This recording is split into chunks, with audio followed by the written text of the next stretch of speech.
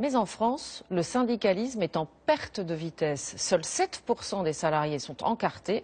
Alors qu'est-ce qui les motive à rejoindre malgré tout une organisation syndicale? On leur a posé la question. Le reportage est signé Laurie Varman, Pascal Caron avec notre bureau à Poitiers. 4000 militants réunis à Tours pour le congrès de Force ouvrière et parmi eux, très peu de jeunes syndiqués. Voilà un des problèmes des organisations syndicales. On a beaucoup de difficultés à faire syndiquer des jeunes, quoi. Donc voilà. Ils ont peur? Ils ont une mauvaise image? Mauvaise image et peur des représailles surtout. Surtout peur. Il y a des jeunes aussi qui arrivent, qui sont punchy d'ailleurs bien souvent, mais il faut que tout de suite le syndicat réponde. Si le syndicat ne répond pas, ils vont zapper. Mais certains jeunes se laissent encore convaincre. À 26 ans, Amandine Vuc a adhéré à un syndicat il y a 6 mois avec une de ses collègues. Elle vient d'être élue déléguée du personnel dans cet hôpital public. Son but, dit-elle, améliorer les conditions de travail.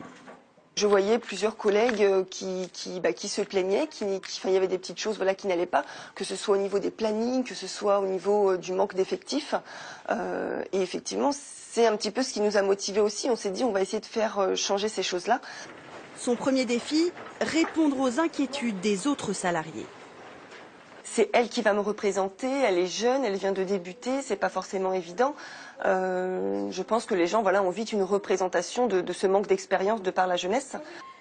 Autre nouveauté, apprendre à dialoguer avec la direction et les autres organisations syndicales. Pas mal, hein. C'est ça qui fait l'intérêt du dialogue social, c'est pas forcément d'être d'accord sur tous les sujets, mais en tout cas c'est de trouver des points d'appui et in fine pour améliorer les organisations. Et le meilleur moment pour échanger, cela reste la pause café.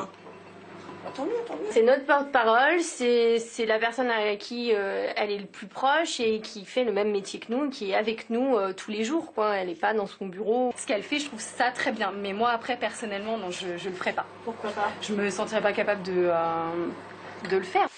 Convaincre des salariés de rejoindre un syndicat, et surtout des jeunes, c'est l'enjeu des organisations qui ont perdu 2 tiers de leurs adhérents en 30 ans.